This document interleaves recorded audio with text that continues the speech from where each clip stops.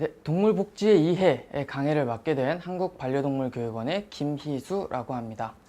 이번 강의를 통해서는 동물권 혹은 동물복지에 대한 개념이 계속적으로 사회적으로 이슈가 되고 있는데, 그러한 부분에 대해서 이번 강의를 통해서 동물권과 동물복지는 어떠한 차이점을 가지고 우리가 배우게 될 동물복지는 어떠한 개념이고 어떠한 원리이고 어떻게 저희 삶에 적용을 해야 하는지에 대해서 강의를 하도록 하겠습니다. 먼저 동물권과 동물복지의 차이점부터 말씀드리려고 하는데요. 동물권은 앞에 화면에서도 보실 수 있겠지만 특별한 권리를 누릴 수 있는 법률적인 힘입니다. 법률적인 힘이기 때문에 동물복지에 비해서는 상대적으로 엄격하고 제한된 개념이라고 생각하시면 될 것 같습니다.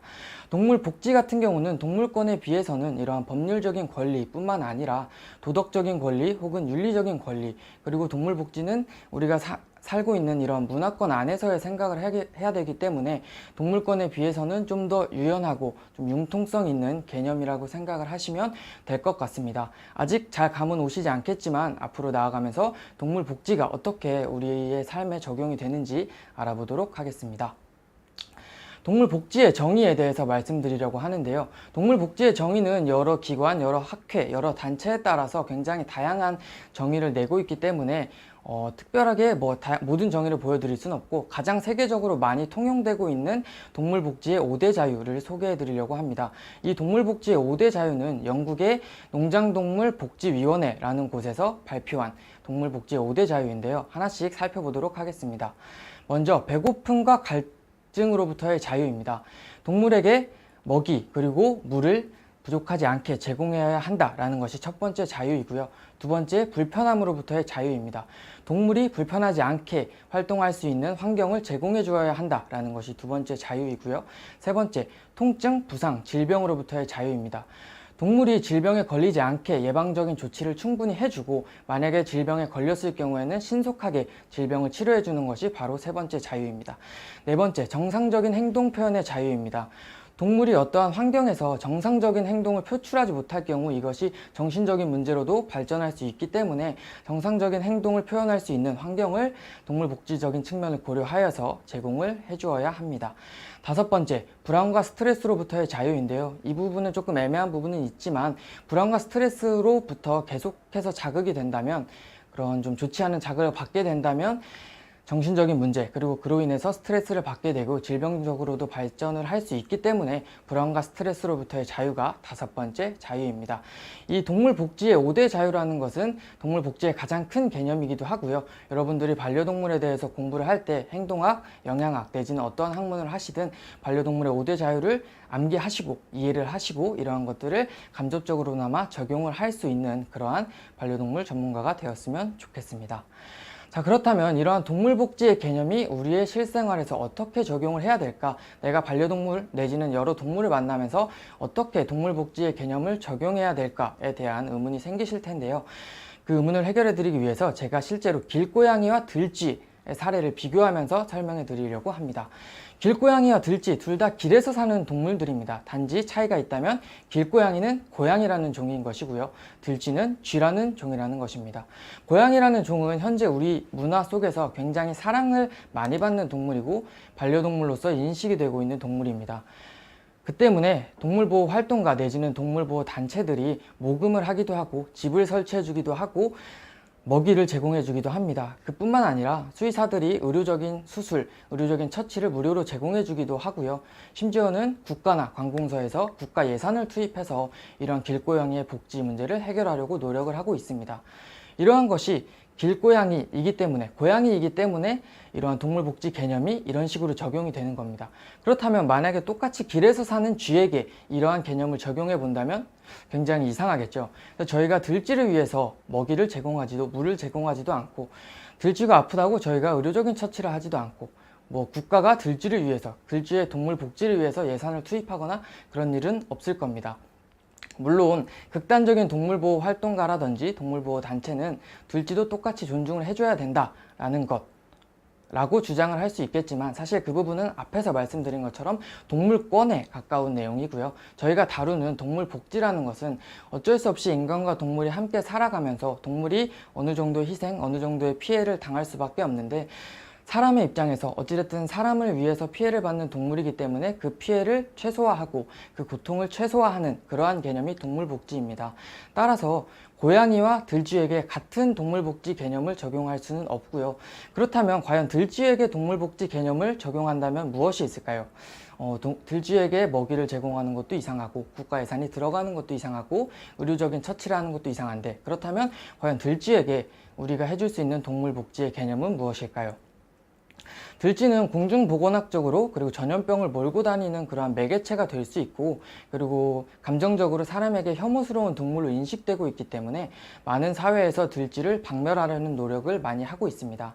그러나 이러한 부분에서 동물복지의 개념을 적용한다면 비록 들쥐를 없애는 데 있어서 가격이 좀 더 비싼 그러한 죽이는 방법을 택할지라도 들쥐가 겪는 고통이 적다면, 들쥐가 겪는 스트레스가 적다면 저희는 조금의 더 높은 비용을 지불하더라도 그 방법을 택해야 할 것입니다. 그게 사람의 편의를 위해서 들쥐를 죽이는 그런 사람의 최소한의 양심이라고 생각할 수 있고, 그리고 이 두 가지 사례의 비교를 통해서 동물복지가 뭔가 칼로 물을 자르듯이 뭔가 절대적인 원칙, 절대적인 그러한 기준이 있는 것이 아니라 저희 문화 속에서, 그리고 이 동물에 따라서, 상황에 따라서, 사람에 따라서 다르게 적용되는 개념이다 라는 것을 알고 넘어가 주셨으면 좋겠습니다. 네, 이 부분은 이제 길고양이에 대한 내용이고요. 이 부분은 들쥐에 대한 개념입니다. 길고양이는 앞에서 말씀드린 것처럼 반려동물, 그리고 사람들이 굉장히 저희 문화 속에서 사랑하는 동물에 속하고요. 들쥐는 혐오스러운 동물, 공중보건학적으로 좋지 않은 해를 끼치는 동물이기 때문에 이러한 동물복지에서도 차이를 가질 수밖에 없다라는 것을 말씀드리고 싶습니다. 자, 그럼 이번에는 반려동물에서의 복지를 좀 더 구체적으로 다뤄보려고 합니다. 제가 사진을 두 개를 준비했는데요. 과연 어떤 고양이가 더 행복해 보이나요? 왼쪽에 있는 그 고양이 사진은 철장에 갇혀서 있는 그런 고양이 사진이고, 오른쪽에 있는 사진은 길고양이지만 굉장히 자유롭게 그런 자유분방하게 뛰놀고 있는 고양이라는 것을 아실 수 있습니다. 한 가지 사례를 말씀드려 볼게요. 어떠한 춥고 굉장히 바람이 많이 부는 날, 동물보호 활동가가 길거리의 고양이가 너무 안쓰러워 보여서 그 고양이를 데리고 집으로 들어갔다고 한번 생각을 해봅시다. 그러면은 대부분의 사람, 그리고 저 역시도 그 부분은 정말 잘하신 분이다, 정말 동물 복지를 많이 생각하시는 분이고 동물보호 활동을 열심히 하시는 분이다 라고 말씀을 모두가 할 것입니다. 그러나 한 가지 전제 조건을 달아보도록 하겠습니다.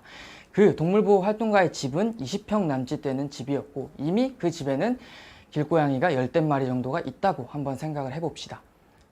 그랬다면 과연 그 고양이를 밖에다 두고 가는 것이 동물복지적인 선택이었을까요? 내지는 집에 데리고 가는 것이 동물복지적인 측면이었을까요?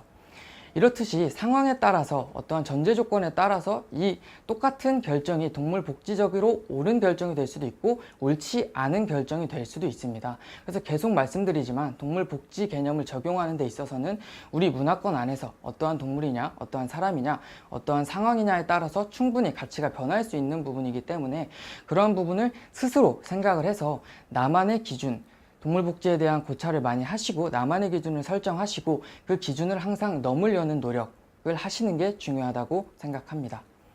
그리고 또 그런 반려동물에 대해서 공부를 하는데 내가 도대체 동물복지를 왜 배워야 하는가에 대한 의문이 많이 있으실 거라고 생각을 합니다. 그래서 준비한 슬라이드인데요. 동물은 언어적인 표현을 인간처럼 할 수 있지 않기 때문에 인간에게 무언가의 불만을 표출한다거나 뭔가의 감정을 표출할 때 다 행동으로 표출할 수밖에 없습니다. 실제로 동물복지의 5대 자유가 잘 지켜지는지 잘 지켜지지 않는지를 평가하는 지표도 다 행동의 지표로 평가되고 있는데요. 실제로 그럴 정도로 동물복지와 행동학은 뗄래야 뗄 수 없는 관계에 있습니다.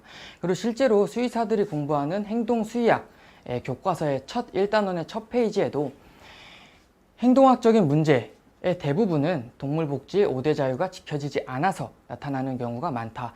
만약 동물복지의 5대 자유가 반려동물에게 적용이 된다면 대부분의 행동 문제는 해결될 것이다 라는 구절이 나와 있습니다. 이럴 정도로 수의사들도 동물복지와 행동학의 두 가지의 개념을 연결지어서 많이 생각을 하려고 하고요. 그리고 밑에 있는 이 협회 같은 경우는 유럽의 행동수의학 전문의 협회입니다. 우리나라는 아직 수의사가 전문의 제도가 잘 되어 있진 않지만 유럽 같은 경우는 인의처럼 뭐 내과 전문의, 외과 전문의, 영상의학 전문의 이렇게 전문의가 나눠져 있는데요. 행동의학 전문의 같은 경우는 보시는 것처럼 애니멀 웰페어와 비헤이비얼 메디신을 같은 학회에서 다루고 있습니다. 물론 세부 전공으로는 애니멀 웰페어로 할 것인지 비헤이비얼 메디신으로 할 것인지는 나뉘게 되겠지만 어찌됐든 같은 학회에서 같은 그룹에서 동물복지와 행동학을 다루는 것을 통해서 정말 전문가 집단인 수의사들조차 동물복지와 행동학은 밀접한 연관이 있고 뗄래야 뗄 수 없는 분야구나 라는 것을 인정하는 것을 알 수 있습니다. 이렇게 동물복지에 대한 강의, 기본적인 강의는 마치도록 하겠고요. 그러면 제가 이번 강의에서 가장 중요한 부분을 문제로 한번 만들어 봤습니다. 동물복지의 5대 자유는? 라는 질문인데요. 아까 앞에서 계속 말씀드렸지만 이 5대 자유에 해당하는 부분에서는 여러분들이 어떠한 반려동물 부분에서의 강의를 하시는지에 상관없이 5대 자유를 항상 암기하고 이해를 하시고 그리고 적용하려는 노력을 하셔야 됩니다. 그래서 5대 자유의 부분은 이 퀴즈를 통해서 꼭 외우고 이해하시고 그리고 인지하시고 넘어가 주셨으면 좋겠습니다. 동물복지의 5대 자유는 다시 한번 읽어드리자면 배고픔과 갈등으로부터의 자유, 불편함으로부터의 자유, 통증, 부상, 질병으로부터의 자유, 정상적 행동을 표출할 자유, 그리고 불안과 스트레스로부터의 자유, 이렇게 5가지의 자유가 동물복지의 5대 자유다 라는 말을 끝으로 이번 강의를 마치도록 하겠습니다. 감사합니다.